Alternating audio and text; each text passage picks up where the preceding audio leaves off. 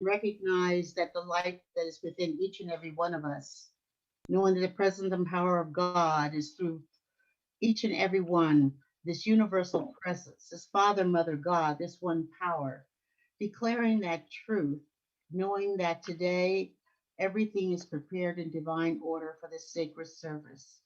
And Reverend Leora is a conduit for knowing and speaking the word of spirit to bring forth this Sunday message. And we are open and receptive to the words that are spoken. And so I know that this is the truth and it is in divine order, and together we can affirm. And so it is.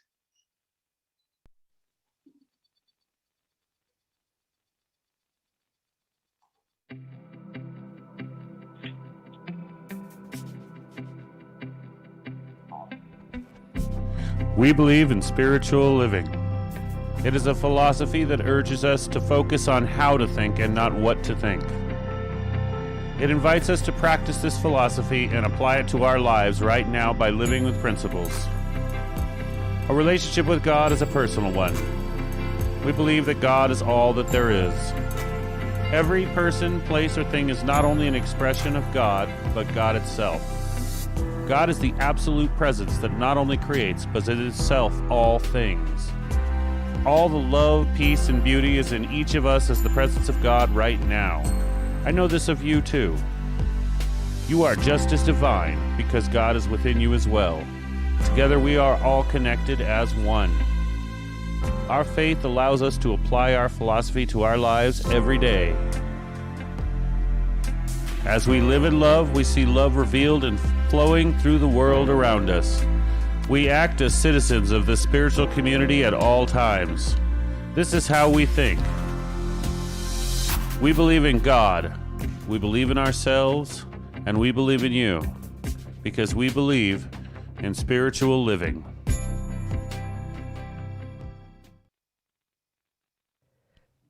Good morning, all. Good morning, CSL Beaumont. And thank you, Reverend Beverly, for that invocation and for your participation in the service today. And of course, our wonderful President Pearl. And thank you all for being here with us. And I want to say thank you again to these beautiful flowers. If you can't see them real well, they're beautiful white roses with kind of purple flags. I guess we used to call them flags, but they're decorated throughout the roses, and they're just absolutely beautiful. And okay, and I thank that wonderful angel that brought them to us. And I just had a high note from Adrian, and he said he's working on the video with all his technical skills. So we'll just be patient, knowing that his wonderful ability will bring us in view. He's throwing up his hands. So we're just going to pray him up and pray the system up and know that it comes together. So in the meantime, we just allow all to be well and stay within the patience of good order, and knowing that Adrian has a good command of what's happening or not happening. So we know that something is happening. Are we good now? We're just about ready. Just about ready. So he's flipping and switching and tying together lines, and now he's running back to the soundboard. I'm giving you a visual so that you can kind of be aware of what's going on here. It's what we call God in action. And there we are. See there? I told you. There he is, with his wonderful skills, and his hands are up in the air, and I'm sure they're saying hallelujah. So anyway, welcome this morning. So with the start of this wonderful day, this new month of May, which you can believe is the time of spring, beautiful spring, CSL Home Office, CSL, I guess I still want to call it United, but Centers for Spiritual Living has utilized the theme Holy, W-H-O-L-L-Y, H-O-L-Y, to Holy, Holy Uprising. So within that framework, and looking through the video for this month and for this week's lesson, I kind of had to put it into personal perspectives. So I came up with the divine spark, the divine light as my title. So if you'll stay with me, we'll look at certainly what is holy, which is God, which is holy in terms of our individual lives. And uprising is about the business of each of us rising in glory and consciousness of personal growth. So I want to begin this lesson today to give us some reference as to where it is that we're going. I always like to use descriptions of focus terms that I'm speaking to so that we're all on the same page and in the same thought. And the first word I want to share with you today is divine. I'll be using the word divine quite often, and it is a principle. It is the power of right thinking that cancels and erases everything unlike itself. It answers every question, solves every problem, is the solution to every difficulty. We are limited not by principle, but our ability to see perfection. We are really crafty at negation. We have to work at and refine ourselves, promote ourselves, raise ourselves in consciousness and thought to understand, to accept what indeed perfection is. One who understands the use of divine principle never tries to suggest or personally influence another. You know why that is? Because it's God's business. We are each God's business. So in other words, try not to influence someone else other than look at the absolute truth that is and come from that place. And if you want to challenge that thinking, turn to the Science of Mind textbook on page 586, and you will see exactly what I'm talking about in terms of divine. Now, another term that I'll be using today, which I used within the title, is spark. So what does that mean? According to Search Institute, sparks are interests or passions that light a fire in a person's life. Spark expresses the core of who a person is and how they want to encourage with the world around them. Sparks bring joy and hope. So thinking about the spark that lights the fire is something that we have within us. There's a spark that happens within us. Oftentimes we might want to call it intuition or that nudge or something just traveled through me that let me know what I needed to do and how I needed to do it. It was that certain spark. And maybe it is within a love relationship that you find the spark connecting to another human being. But that's what spark is all about today. But we're going to keep it within a sense of consciousness of spirituality. The last word I want to go through with you is light. Light was the first great revelation of divine creative energy that called all things into being. And God said, "Let there be light," and there was light. And that's right out of the Bible, Genesis 1st chapter, 3rd verse. So let there be light. So the organization itself of CSL is all about talking this particular year about what an adventure it is to teach the teachings of religious science and to establish tools for each of us to live productively in our lives. The teachings of Science of Mind invite us to demonstrate truth action in our lives, our centers, and our communities, and thus forth taking that out into the world. So from a Science of Mind point of view, the word adventure has come to be associated with risk. However, the Latin root advenire means to arrive, and I hope I said that right. I'm not a Latin speaker. Ernest Holmes, through the teachings of religious science, proclaims, God is our adventure. This journey invokes an expanded awareness that in life there is no risk, no failure, no uncertainty.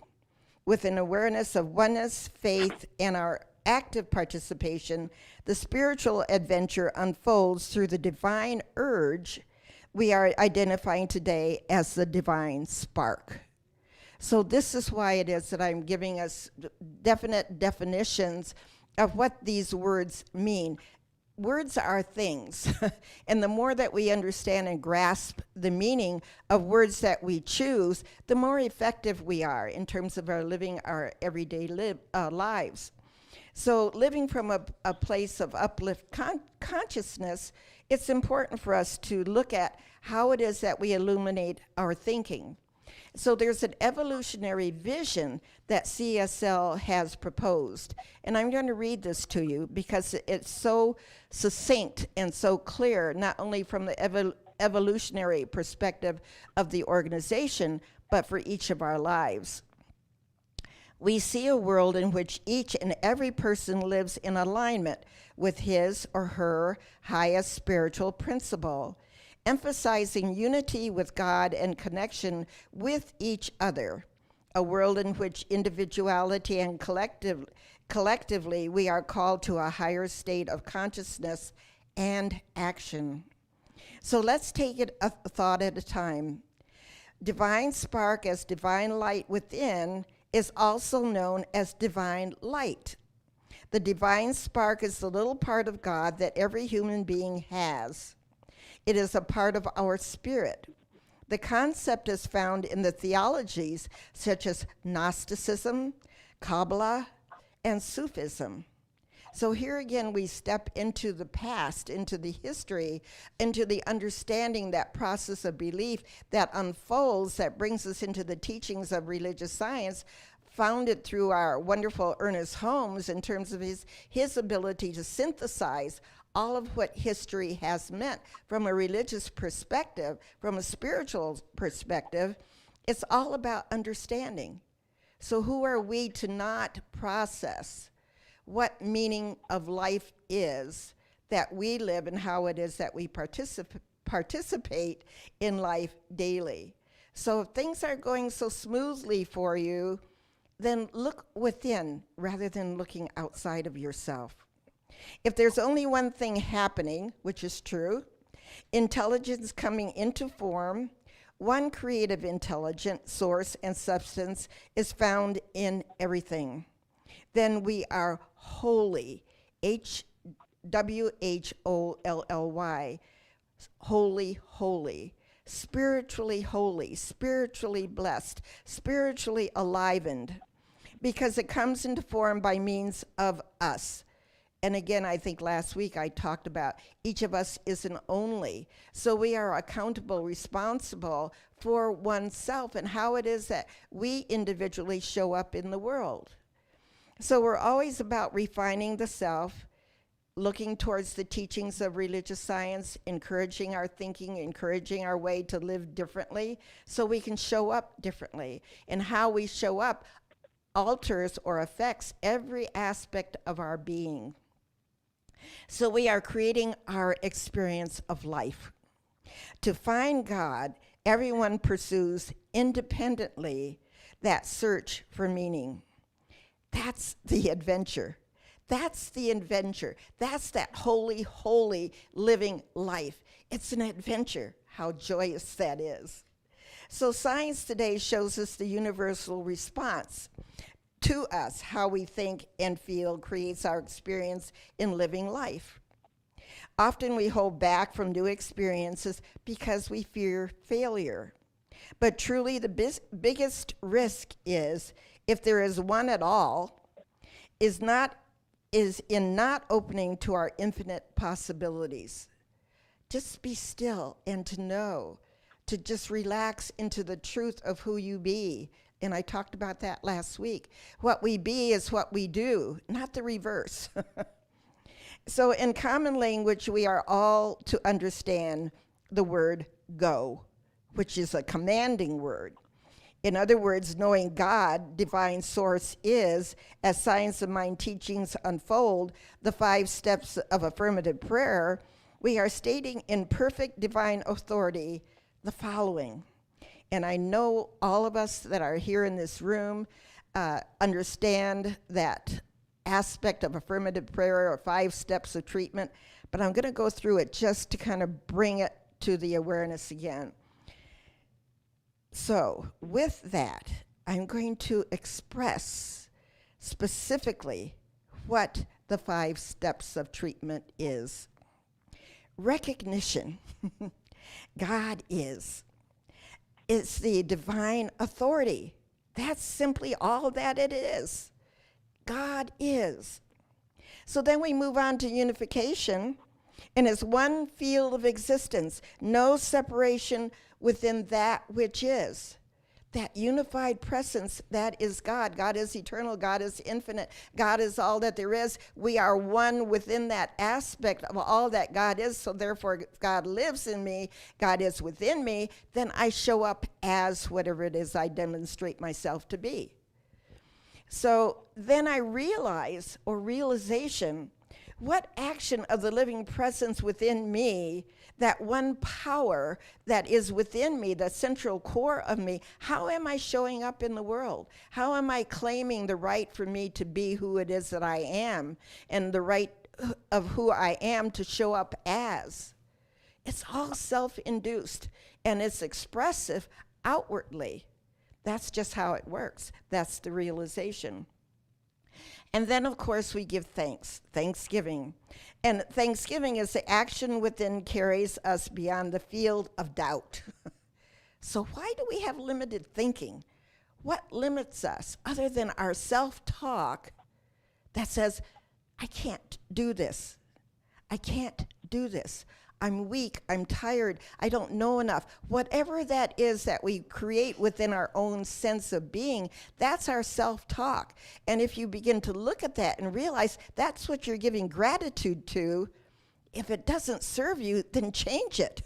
Have a sense of gratitude, have a sense of thanksgiving that simply honors and speaks to the reverence of what God is as you. Giving thanks to God for life.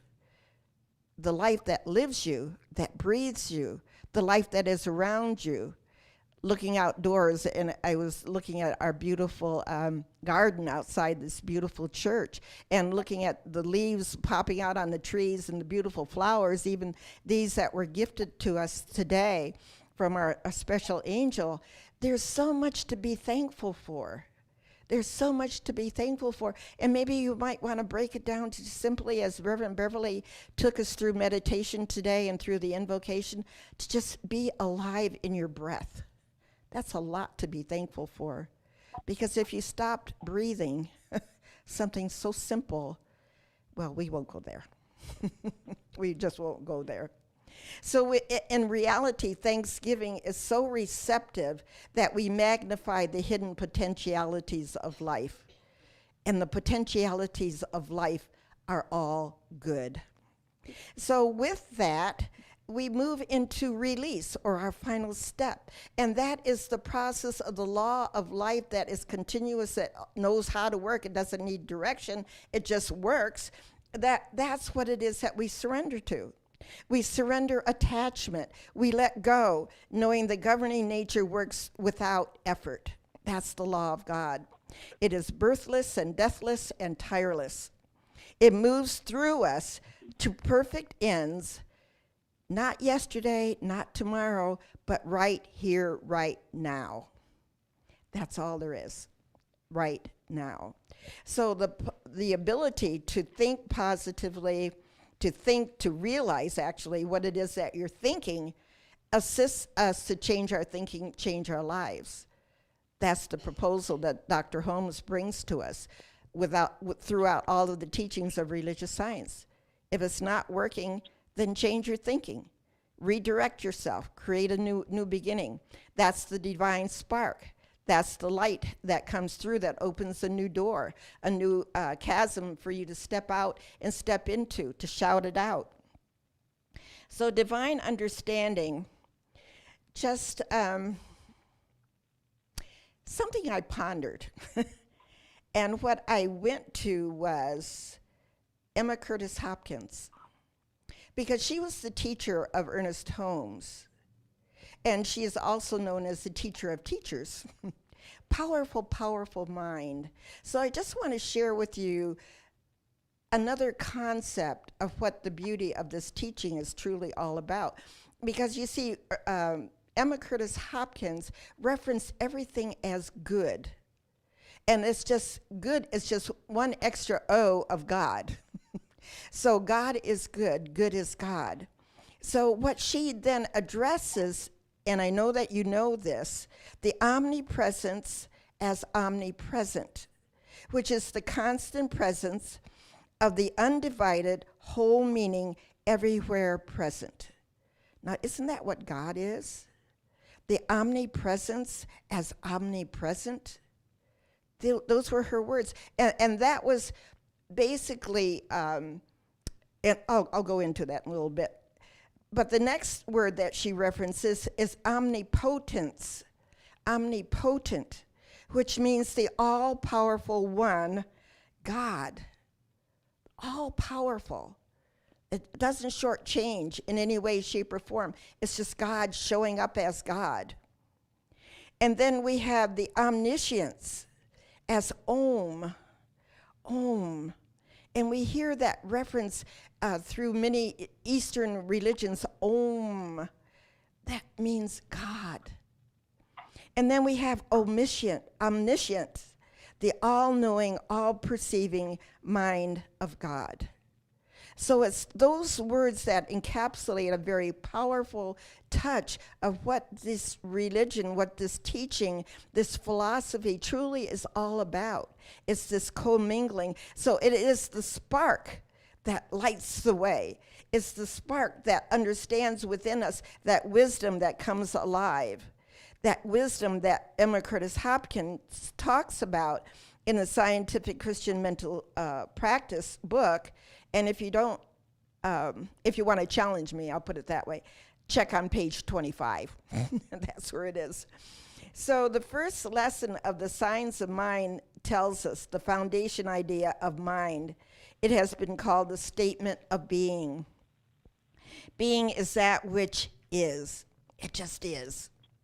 It is certain that the good that is for us is the good we ought to have. To expect good and to be very definite in the mind that is coming is to see it coming. So again, it's that projection of what it is that we perceive, what it is that we're visioning into that open space that without declaration or defining what it is, how it needs to show up as, when we surrender and allow it, just God, show it up, bring it up, put it before me, have me feel and sense and enjoy and appreciate that spark that I know that is divine, that is coming through me without my involvement. That's what it is that Emma Curtis Hopkins is talking about.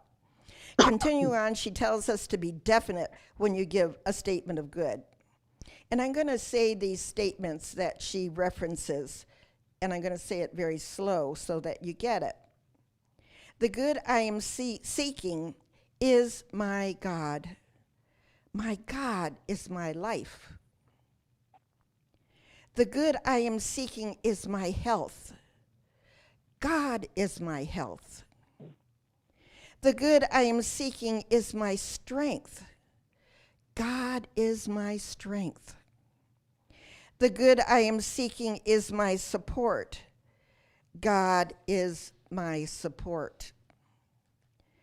The God I am seeking is my defense. God is my defense. Life is God. Truth is God. Love is God. Substance is God. Says it all. The good that God is right there. And then she writes on page 48, 49, and she is Emma Curtis Hopkins. God saw the light, that it was good. God is mind. Light is wisdom. With these teachings understood, we can engage, experience, step up and step out. We can step up and shout out with a sense of dedication. Being, the B-E, capitalize, God, is a divine light, igniting our spark, that which lives within us, that spark of life, that spark of energy, that commitment of life itself. As you take and inhale and exhale that breath, that is that spark that lets you know you're still on this side of the grass. You're not underneath the grass. So we live with a sense of vibrancy and aliveness, and we call it forth. We call forth God in the midst of difficulty, in the midst of strife. Just allow it to be that living presence within us. So it's important for us not to play small, so we become aware of our greatness. Sometimes that's our greatest conflict. We're so busy playing small that we forget that God is good within me, within you, within the self. And we can allow ourselves to move our ego selves out of the way and allow God to be that wonderful, powerful good that is within, that omnipresence, that omnipotent, that omniscience, that is that truth that lives and breathes within us. All we have to do is so simple. It's just simply be still and know. Be still and know. Shut off the mind, shut off the mouth, shut off all the characteristics that are running through your mind in terms of the history, of the memories. Just allow yourself that presence of time to just shut down and be still, to be that presence of God aligned in that power of truth. And believe me, powerful things happen when we allow ourselves to get out of the way and let the power of good to speak through each one of us. Something powerful happens, and that powerful is God. We don't have to organize it. We don't have to dictate how it's to show up. We do not have an anticipation of how it shows up. We just simply allow it to show up because it comes through us. And you have only yourself to be in authority of, to claim that realization that within myself, all is well. It is within me. And we talk about healing. We talk about healing the moment. We talk about healing our yesterdays. We talk about bringing healing into our existence so that we can be still and know the truth. Because I always say everything that ever has occurred in your existence up until this present moment, stand on that as a foundation. Don't Don't stay within the motivation of the negative. I can't think of the word, but it'll come. But do not hang on to what used to be, because it's already gone. Be still and know. Just be that realization that God and I are one. Be still and know. Allow that presence, that holy, holy, to come expressing through you. That's the revelation. That's the realization. So how great it is for us to just simply know that we let God be in, as, and around us. We let God be. So the power of healing that brings us through in this time of spring especially, and I think it's nature healing itself, when we look out again at the beautiful trees, at the trees with the beautiful leaves and the flowers that are upcoming. The soil is breaking free and bringing up new beautiful blooms. That there's a process of healing happening there. Mother Nature shows us the way.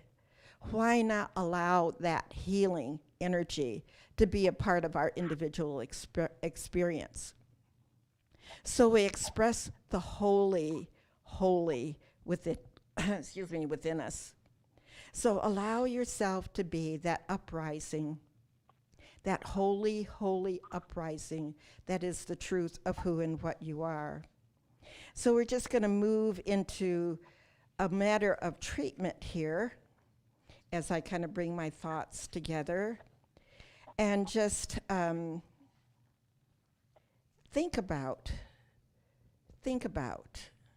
these two questions that I have for you today. In what ways am I holding myself back from life? In what ways am I holding myself back from life? Am I willing to change, adjust, release, to experience being free? Am I willing to change, adjust, release, to experience being free? It's a tall order, but it's an order only each of us can fulfill. So as we move into that place of just being still and being quiet within our being, giving thanks for whatever has moved through us during this time together, this sense of spiritual community, just allow it to dissipate. Let it go. Let it flow. So let's close our eyes. And I'm going to start off this healing time with a reading from The Inner Light from the Science of Mind textbook, page 526. The light of heaven shines through me and illumines my path. The light eternal is my guide and my protection. In that light, there is no darkness at all. It is perfect light shining from the altar of a perfect love. O light and love within me, thou art welcome. Light shines through me and illumines the way. So with that truth, as spoken through Ernest Holmes, that speaks of each one of us and about each of us, we just take this essence that we have delved into today to look at the divine spark, the divine light within each one of us, that we widen ourselves and loosen ourselves into and raise ourselves into the truth of what Emma Curtis Hopkins, teacher of teachers, invites us into, that space of healing, into that which simply allows God to be God in this very moment of time. For this moment is all that there is, ever will be. Regardless of whether it's today or 10 years from now, it's the only moment that there is. So in this very moment, in this very place, we just allow ourselves to be aware of that inner spark, that divine urge that tells us how special and beautiful and wonderful we are. That we have that mind of God that indwells each of us. That we need not tell God how good it is that we are. We let that wonderful, beautiful God, that essence of light, that divine power of authority to tell us how good we are. To say that God is within, and that is what is good. So we turn to that empowerment of the divine, to that love, to that action that is within us. And we let it speak through us. We allow it to think through us. We allow it to command our action. And all it is that it asks of us is to be still and know, to turn to the rightfulness of the divine essence that lives and breathes us every single breath. So we are challenged and yet invited to show up, to speak up, to shout out the glory of what God is within us. God is our command. God is our authority. And we just simply say yes. We go forth in this yes. We affirm the goodness of God, for we know the truth is. And we live within that space and that freedom of existence to know that as we turn to that which is true, that we magnify that into that which is of the truth. And what it is that we know that not everything that appears as true is the truth. So we move deeper within ourselves into that wisdom resource, that cavern of absolute understanding, into that omnipresence that simply says, be still and know that I am that resurrection. I am that light. I am that uprising of holy, holy that is within you, that keeps you, that blesses you, that sustains you. And in that breath, in that silence, in that space between the inhalation and the exhalation, We just allow God to be, because God's got us. God is that truth.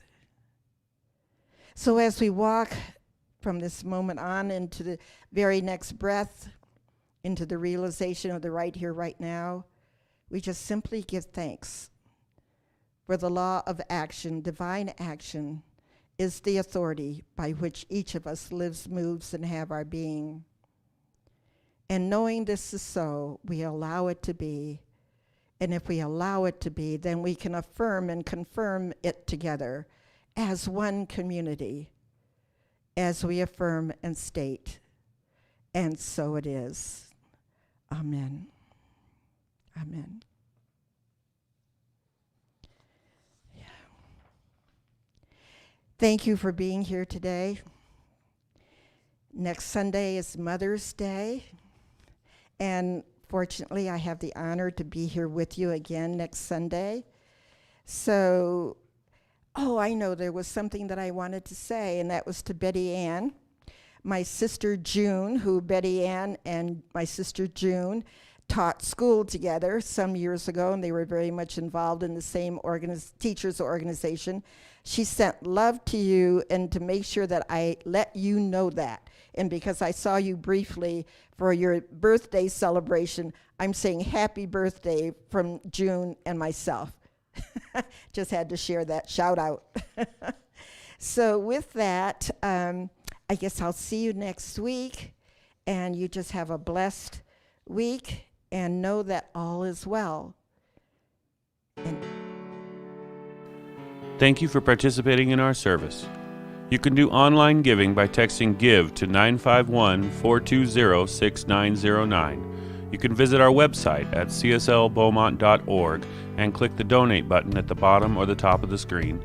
Or you can mail your donation to Center for Spiritual Living, 802 Maple Avenue, Beaumont, California, 92223.